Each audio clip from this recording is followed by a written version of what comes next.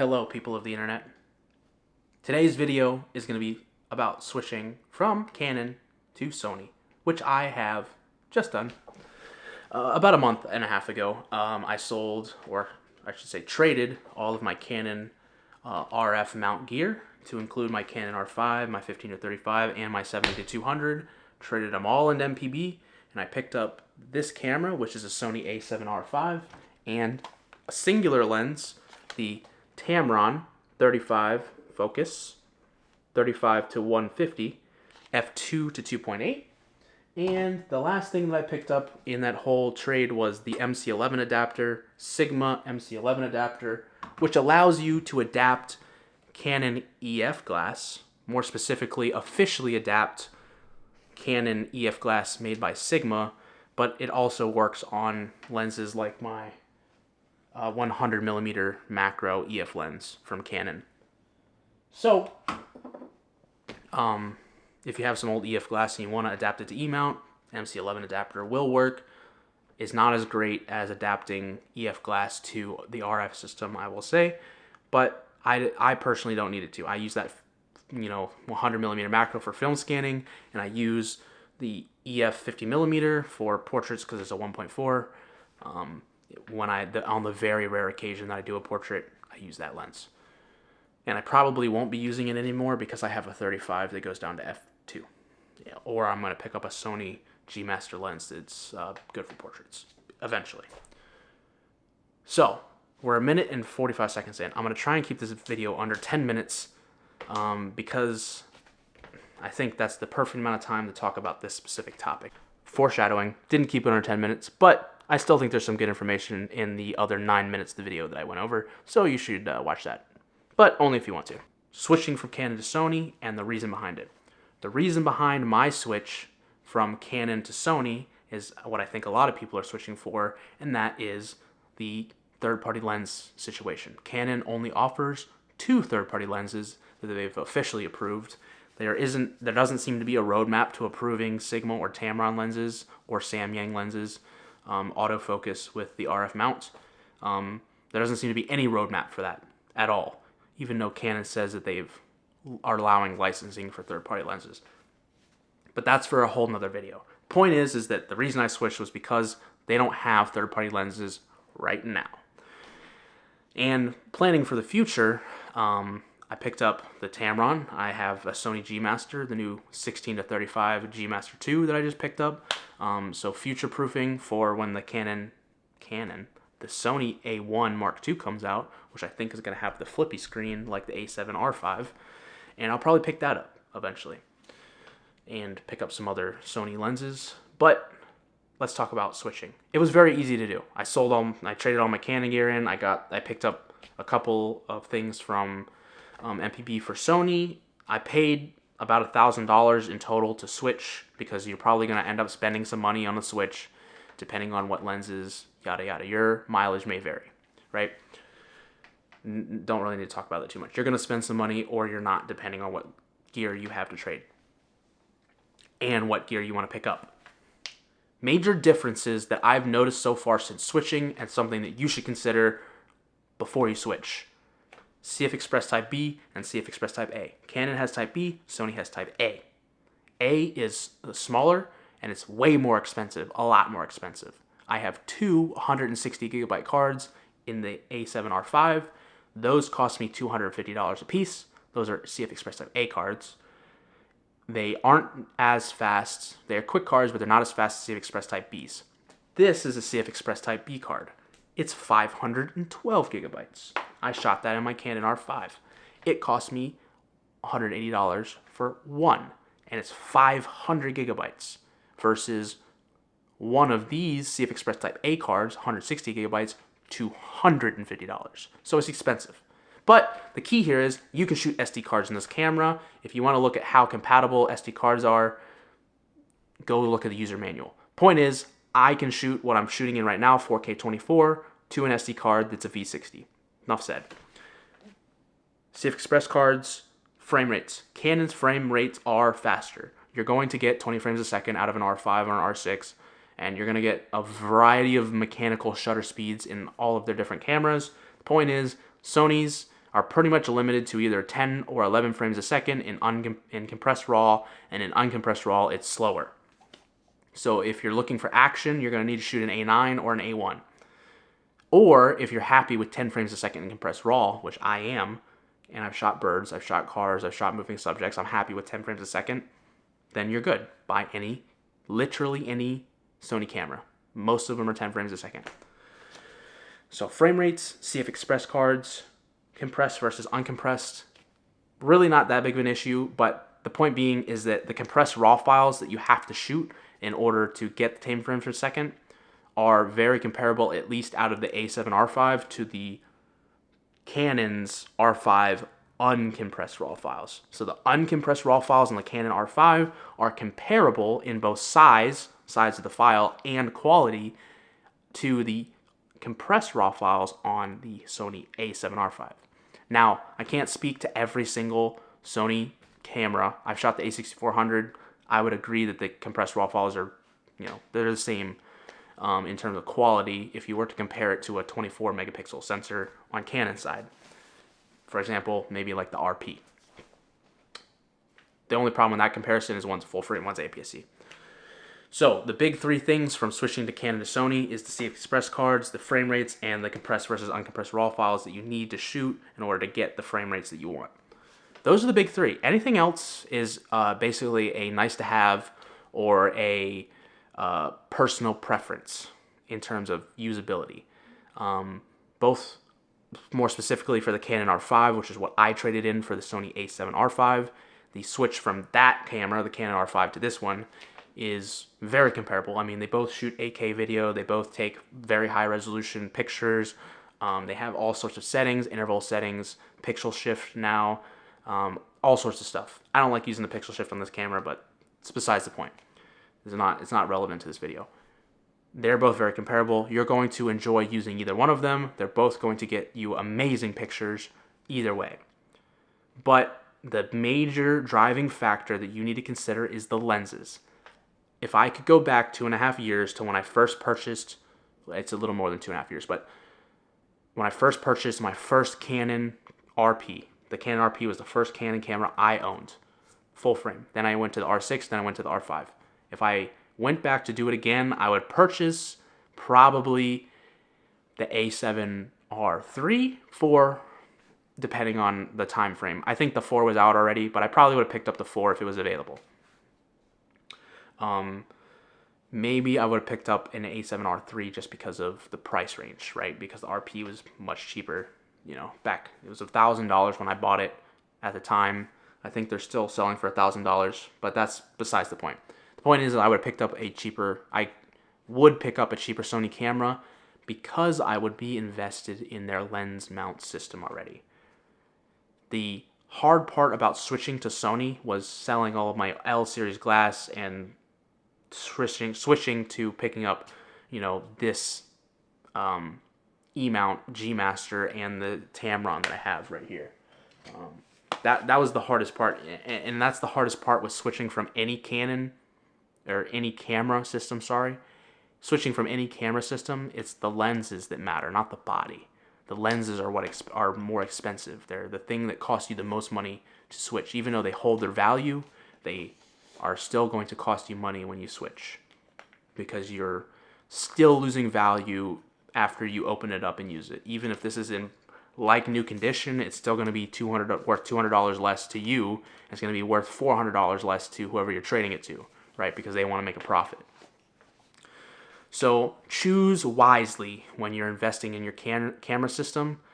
Make sure that you're going to be okay with their timeline for releasing their lenses and whether they're going to allow third-party lenses and all of that. Take that into consideration when you're purchasing into a lens system.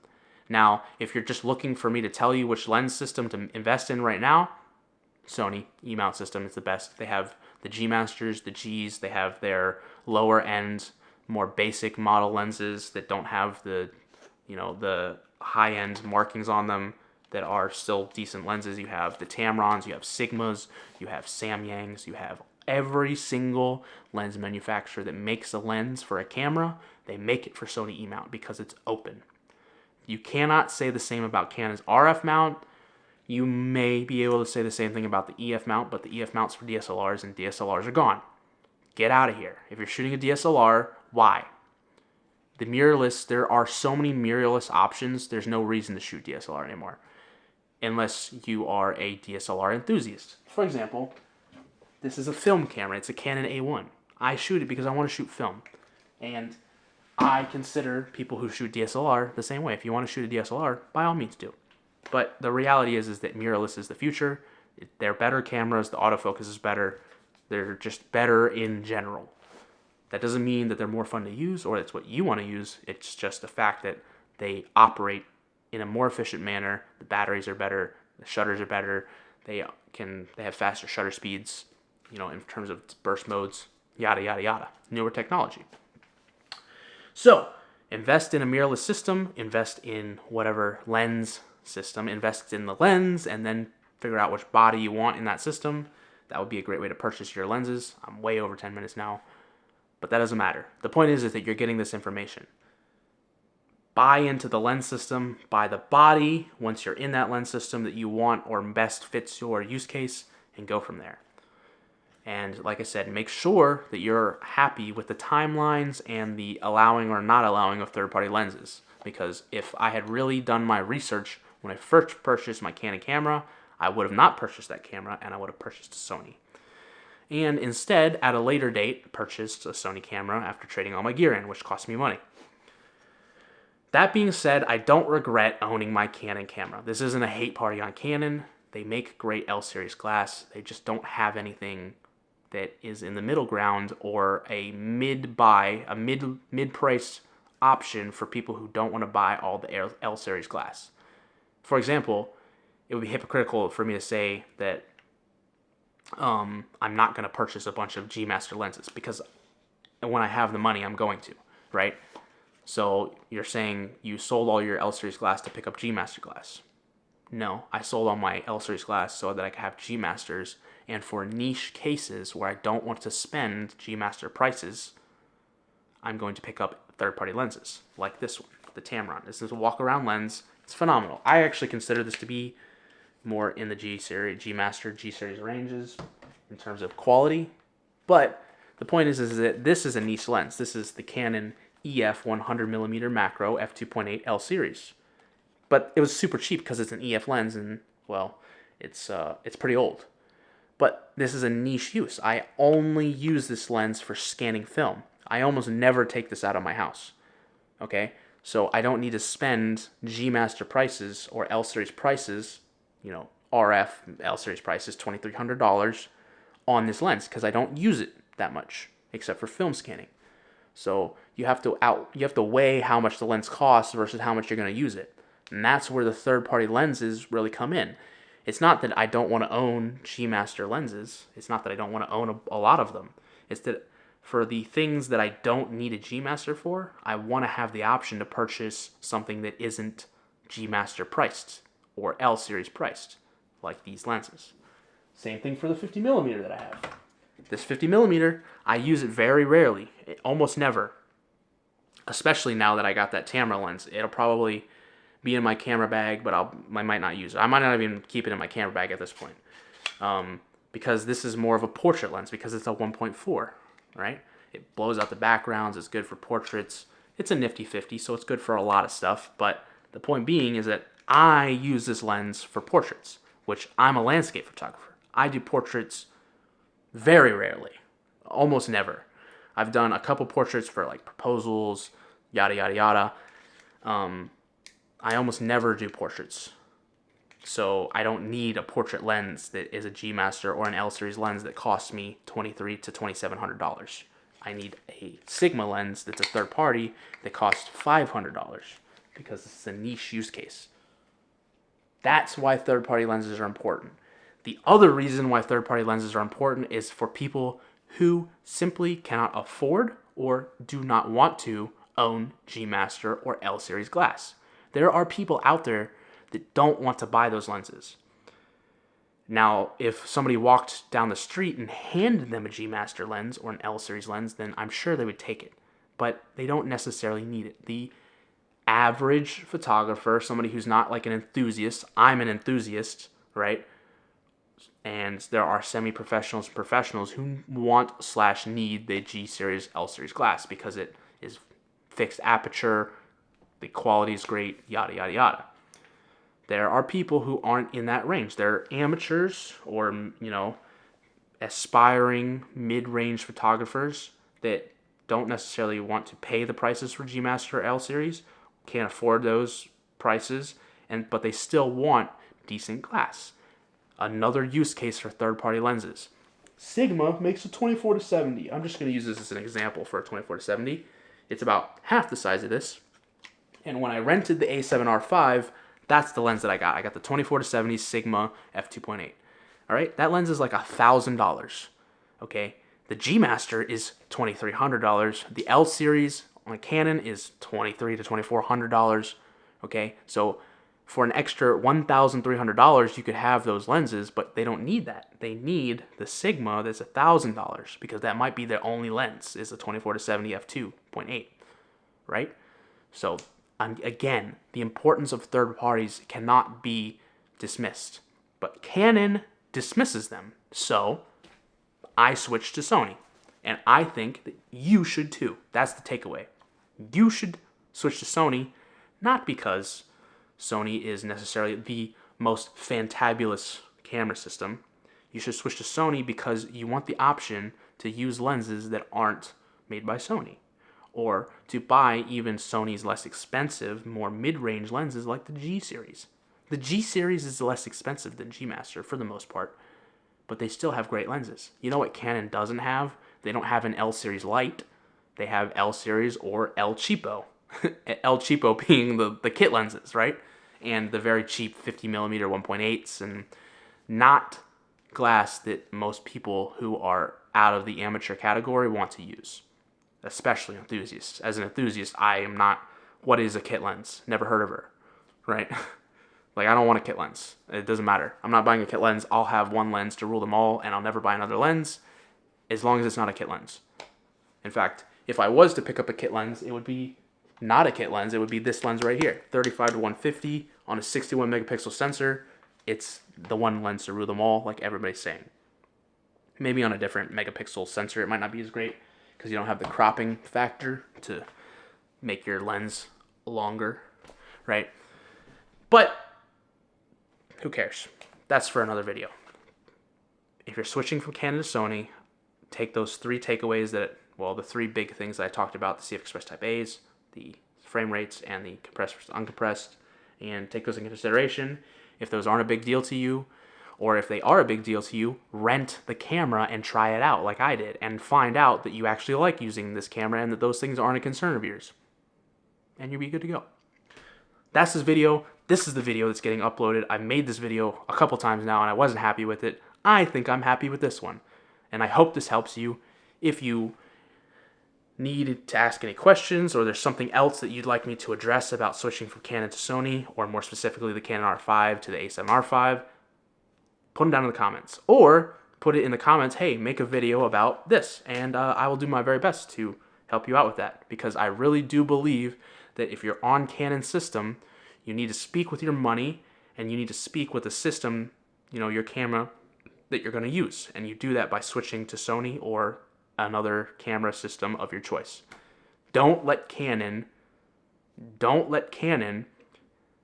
keep not allowing third-party lenses because they think that that's the right thing to do, or they're not listening to their customer base. Make them listen with your wallet, make them listen with your camera choice and your lens choice. That's the video. You all, people of the internet, the good hello people of the internet, have a great day.